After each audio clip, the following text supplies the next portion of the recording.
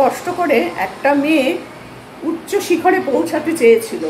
সে চেয়েছিল সব সময় তার নামটা মানে একটা এমন জায়গায় থাকবে যার নামের পাশে সুন্দর সুন্দর ডিগ্রি থাকবে, কিন্তু সেই ডিগ্রি সে পাওয়ার পরেও সেটাকে আরও বাড়ানোর জায়গায় যেতে পারলো না। তার বাবা মার যে কত কষ্ট করে মেয়েটাকে মানুষ করছিল সেই গল্পটা আজকে কিছুটা তোমাদের সঙ্গে শেয়ার করবে, তার বাবা মার মুখ থেকেই তোমরা শুনে নাও। তো যখন আমি শুনছিলাম না, এই ভিডিওটা যখন আমি দেখছিলাম, তখন আমার মনে হচ্ছিল আহারে সত্যি কত কষ্ট পেয়ে মেয়েটা মারা গেছে, কীভাবে নৃশংসভাবে মেয়েটাকে হত্যা করে দিল। কিছু পাশবিক মানে কি বলবো কিছু পশু কিভাবে তাকে কামড়ে হিচড়ে তার জীবনটা শেষ করে দিল। মাত্র 31 বছর বয়সে শেষ হয়ে গেল একটা প্রাণ। যে মেয়েটা তার উজ্জ্বল ভবিষ্যতের জন্য কত কষ্ট করেছে বাবা মার সাথে। সে টিফিনটা পর্যন্ত ভালো করে খেতে পেত না, সে ভালো করে কোনো দিন কোনো ফল পর্যন্ত বাবা মার কাছে চেয়ে খায়নি। এমন একটা মেয়ে সব সময় চেষ্টা করেছে মানুষকে সেবা করে যাওয়ার। ভীষণ ভালো ছিল। বাড়িতে পুজো হলে পরে ঠাকুরমশাই তারই খোঁজ করতে এসে, কারণ সে খুব সুন্দর আলপনা দিত, খুব সুন্দর করে ঠাকুরের কাজ করতে পারতো। বাড়িতে দুর্গা পুজো হতো, সেই দুর্গা পুজোয় তার মাকে বলেছিল যে মা তুমি ঠাকুরের ভোগ রান্না করবে আর আমি ঠাকুরের যত কিছু আছে বাকি কাজ সেগুলো আমি সব করে নেব। মা সমস্ত কিছু গুছিয়েও রাখছিল একটু একটু করে, কিন্তু তার বাড়িতে আর দুর্গা এলো না। দুর্গা আসার আগেই দুর্গার বিসর্জন হয়ে গেল। মা মা বলে ডাক, মা আর শুনতে পাবে না। মার এই বুক ফাটা কান্না, বাবার এই চোখের জল, সত্যি আমাদের মনটা হু হু করে ওঠে। যখন শুনছিলাম তখন চোখ দিয়ে টপ টপ করে জল পড়ছিল। এখনো বলতে গিয়ে আমার গলাটা ধরে আসছে। চলো শুনে নাও তার বাবা মা কি বলছে, তার ছোটবেলা কত কষ্ট করে কেটেছে। চলো তোমাদেরকে একটু শেয়ার করি। আমাদের একদম জীবনটাকে নষ্ট করে তছনছ করে দিয়েছে।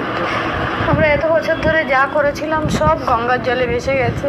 ও এত মানে 31 বছর বয়স অবধি যে পরিশ্রম করে যা করেছিল সব নামটাই পৃথিবী থেকে সেই নামটাই মুছে গেছে আজকে পৃথিবী থেকে। তিলোত্তমা অভয়া এসব নাম হয়, যে নামের পাশে ডিগ্রি বসানোর জন্য এত লড়াই, সেই নামটাই মুছে গেছে। তার আর কি বলবো,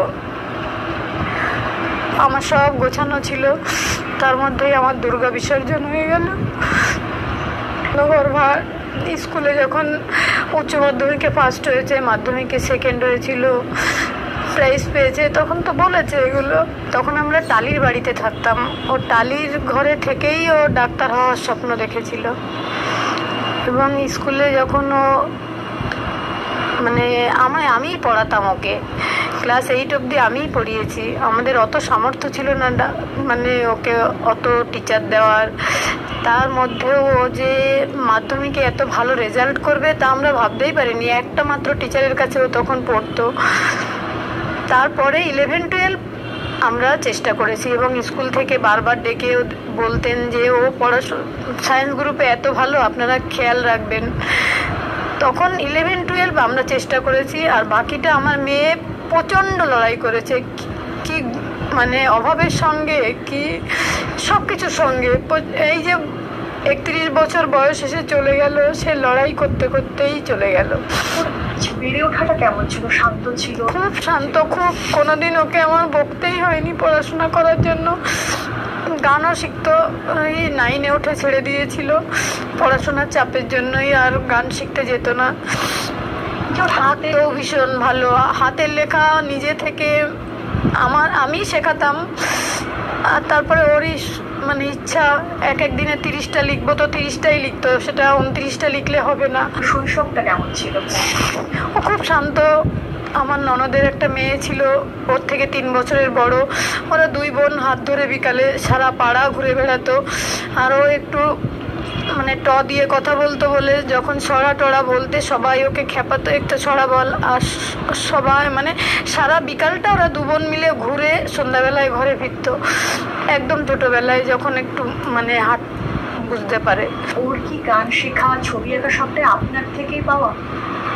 না, ছবি আমি অত ভালো আঁকতে পারি না, ও এত সুন্দর আঁকতে পারে। আলপনা আমি দিতে পারি না, ও এত সুন্দর পারতো। ছোটবেলাতেই মেয়েরা সাধারণত বাবা ভক্ত হয়, ও কার বেশি নেওয়াটা ছিল, আপনার নাকি? না, আমার কাছেই সব কিছু। কিন্তু বাবাকে ভীষণ ভালোবাসতো আর কি, বকাবকি করতো বেশি, বাপি এটা করবে না ওটা করবে না।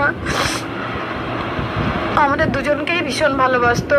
এখানেও দুটো চেম্বার করতো যেখানে গরিব মানুষকে বিনা হ্যাঁ হ্যাঁ, এমনকি কোভিডের সময় ওর নিজের 3বার কোভিড হয়েছে, খাওয়া দাওয়া ভুলেও পেশেন্ট দেখতো। এখানে একটা মানে ও সেফ হোম হয়েছিল, সেটা কথা বলে ওর আন্ডারে সেখানে যত পেশেন্ট থাকতো ওই দেখতো সব। এই যে যখন ও বাইরে কাজে যেত তখন কি ও আপনাকে ফোন করতো? অনেকবার ফোন করতো। হ্যাঁ একদম একদম, বাপি খেয়েছে কিনা রাতে, মা কোনো টেনশনই তো রাতের 11টা 15-তে আমাকে ফোন করে বললো তোমরা খেয়ে দিয়ে শুয়ে পড়ো, কোনো টেনশন নেই, আমার খাবার এসে গেছে, আমি খেয়ে নিচ্ছি। তারপরে আর মেয়ের সাথে কথা হয়নি। আমি তো সময় দিতে পারতাম না, আমি তো আমার নিজের কাজ নিয়ে থাকতাম, বেশিরভাগ আমার মার সঙ্গেই থাকতো। আমি স্কুলে হয়তো নিয়ে আসতাম, দিতেও যেতে পারতাম না, সকাল এদিকে কাজের ব্যাপার থাকতো।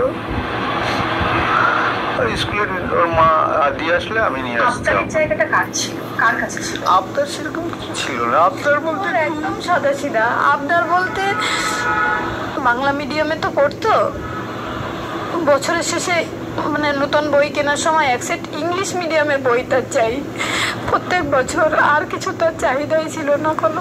মানে এতটাই পড়তে ভালো? হ্যাঁ হ্যাঁ, পড়তে আর এখন ইদানিং পেশেন্ট দেখতে পারছে না, শরীর খারাপ, তাও চেম্বারে পেশেন্ট থাকলেও চলে যাবে, যাস না না আজকে না, ওরা তো বসে আছে। আমি চাই কোনোদিন জ্বর হলেও ডিউটিও কামাই করতো না কোনোদিনও। ওর কি রান্না খেতে ভালো? ও নিরামিষ বেশি পছন্দ করতো, নিরামিষ রান্নাই, আর ডিম ভীষণ পছন্দ করতো খেতে, ডিমের পোস্ট, ডিমের অমলেট, ডিমের সব জিনিসই বেশি ভালোবাসতো। আর নিরামিষ পনির, তারপর কচু শাক, মোচা, এগুলো ভীষণ ভালোবাসতো। একসঙ্গে ঘুরতে যাওয়ার মানে হয়েছে, কখনো সুযোগ হয়েছে? হ্যাঁ ঘুরতে গেছি, মাধ্যমিক পাশের পরে আমরা গ্যাংটক, দার্জিলিং ওগুলো গেছিলাম। তারপরে একবার কাশ্মীর গেছিলাম, আমরা ঘুরতে পারিনি, আমি অসুস্থ হয়ে পড়েছিলাম, আমরা ফ্লাইটে করে বাড়ি ফিরে এসেছিলাম, আমরা ঘুরতে পারিনি সেভাবে। মেয়ে বড় হয়ে গেলে মায়ের সাথে কিছুটা মত পার্থক্য হয়, তখন বাবা অনেক বেশি বন্ধু হয়ে যায়, তখন আপনার সাথে এরকম হয়েছে নাকি? না বরাবর আমারই বন্ধু, ওর বাবার সঙ্গেই বরং ঝগড়া হয়, আমার সঙ্গে ঝগড়া হতো না কোনোদিনও। সব কিছু আমাকেই শেয়ার করতো, কলেজে সারাদিন কি হলো, কি পেশেন্ট দেখলো, সব আমার কাছেই বলতো, হেল্পই করতো, বাবাকে হেল্প করতো। বাবা যখন ছোট স্কুলে আনতে যেত, হয়তো কোনো দোকানে মাল দিয়ে ফিরছে, মাল কিছু রয়ে গেছে গাড়ির পেছনে সিটে, মালটা ও বসে ওই মাল ধরে নিয়ে বাড়িতে আসতো, যতটা পারে হেল্প করতো। একটা ছোট্ট উদাহরণ না দিয়ে পাচ্ছি না, যখন কোনোদিন সোদপুরে গেলাম, আমাদের আমরা 3 জনে মিলে ফিরছি, ফলের দোকানগুলো তো স্টেশনে রেল লাইনের পাশ দিয়ে পার হচ্ছে, তখন নিচ দিয়ে ব্রিজ ছিল না, নিচ দিয়ে আসছি,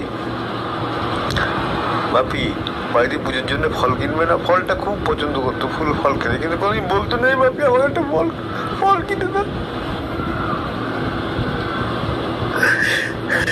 কখনো আবদার করে কিছু চেয়েছে আপনার কাছে?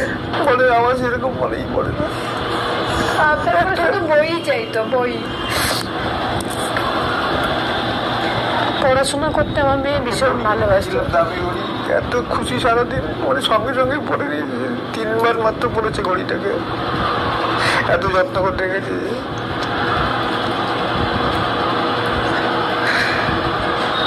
আর কি বলবো, এই সমস্ত মানে বলতে গেলে আমাদের অনেক কি মানে এখন যে কি হচ্ছে আর কি পরিস্থিতি বুঝতে পারছি না কিছু, আমরা আর কি হয়ে গেল এটাও বুঝতে পারছি না। মানে ওই 9 তারিখের ফোনটা আমাদের একদম জীবনটাকে নষ্ট করে তছনছ করে দিয়েছে। বাড়িতে দুর্গাপুজো, 2 দিন পরে দুর্গাপুজো, আমার বাড়িতে তো আর কোনোদিন আলো জ্বলবে না, এটাও আর ফিরবে না কোনোদিন। সেদিন যে কেন ডিউটি বেরোলো, সেদিন আমাদের এক বাড়িতে নিমন্ত্রণ ছিল, আমার ননদের বাড়ি, কত বলছিল, ও তো নিজে না খেয়ে পেশেন্ট দেখতো, নিজের দিকে তাকাতো না। আমি বলতাম তুই যদি নিজে ভালো না থাকিস লোককে কিভাবে সুস্থ করবি, ও পেশেন্ট না দেখলে থাকতে হবে। এখন তো আরো কষ্ট পাচ্ছে যে ও বই পড়তে পারছে না, ও পেশেন্ট দেখতে পাচ্ছে না, কোথায় ঘুরে বেড়াচ্ছে। খুব হাসি খুশি ছিল আমার মেয়ে, ভীষণ কাজ করতে ভালোবাসতো।